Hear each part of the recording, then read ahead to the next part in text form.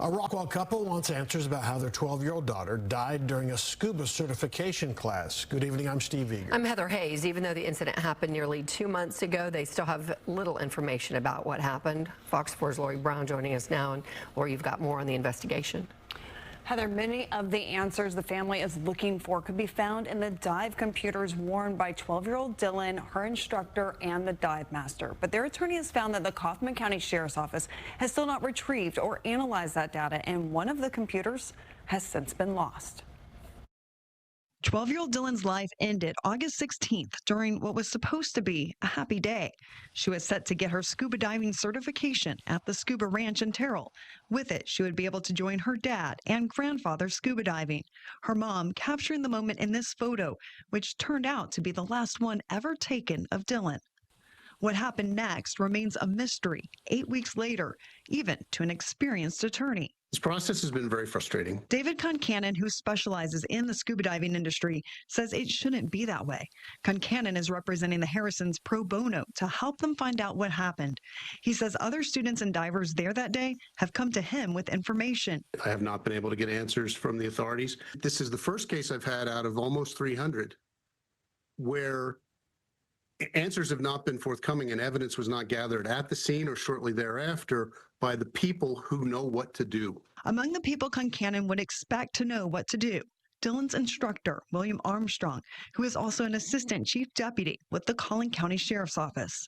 It's unusual that so many people who know what to do were present and things that weren't done, and they're not being done. Concannon says that an analysis of Dylan's dive computer that she wore on her wrist has not been completed. And that's a black box that'll show you a tremendous amount of information about what happened to Dylan. That evidence has been in the presence of law enforcement since the moment she was recovered, but it hasn't been analyzed. Concannon says not collecting and analyzing the dive computer from Dylan, the instructor and dive master, would be like not collecting the black box from a plane crash. And then the plane gets taken to the junkyard and they still don't go get it. The Scuba Ranch is a privately owned lake that serves as a venue where people can receive their scuba diving instruction and certification.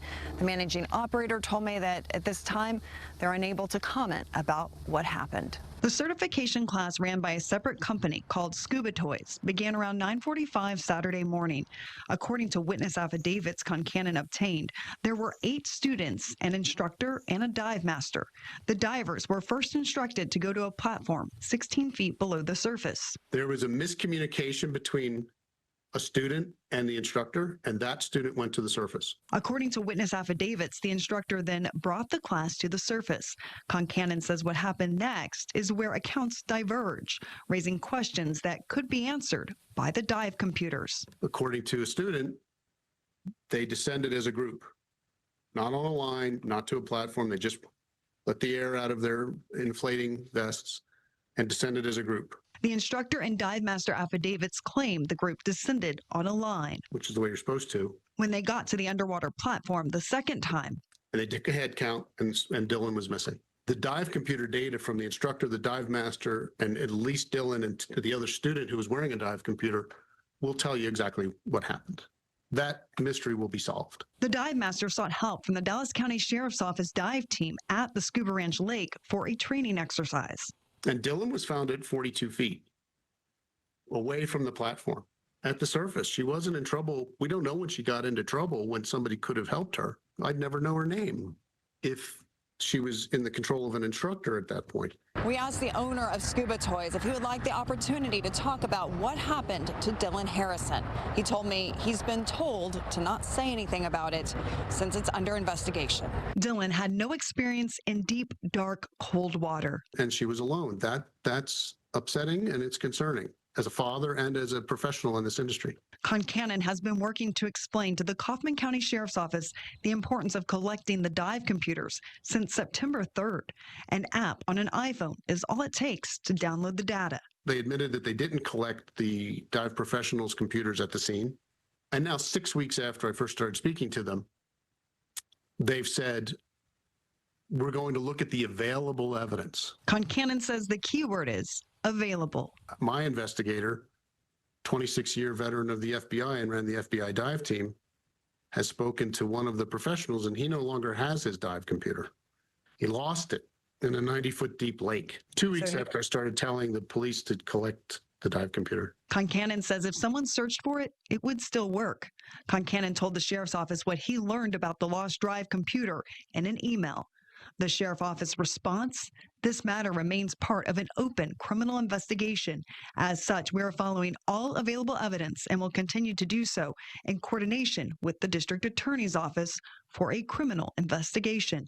There's a family that is grieving terribly, and they don't have answers. And if you are responsible for investigating the death of anyone, but especially a child, you should give those families answers as soon as you possibly can. Yeah, for healing and all that has to follow, but so frustrating. Justice, if it's necessary. For sure, yeah. So what has the sheriff's office then told you about all this, Lori? Heather, the sheriff's office has been oddly quiet about this since the beginning, so much so that it was members of the local dive community who first brought this story to our attention. People were concerned that a 12-year-old had died in what should be a safe and controlled environment in a class, and yet business was continuing as usual at the lake. While the sheriff's office has since said since August that they can't provide any information because the case is still open, I asked again Friday specifically about the dive computers, and I've received no response. Well, one's missing, and that's a problem. Huge problem, Yeah. Anyway, all right. Thanks, Lori. Thanks.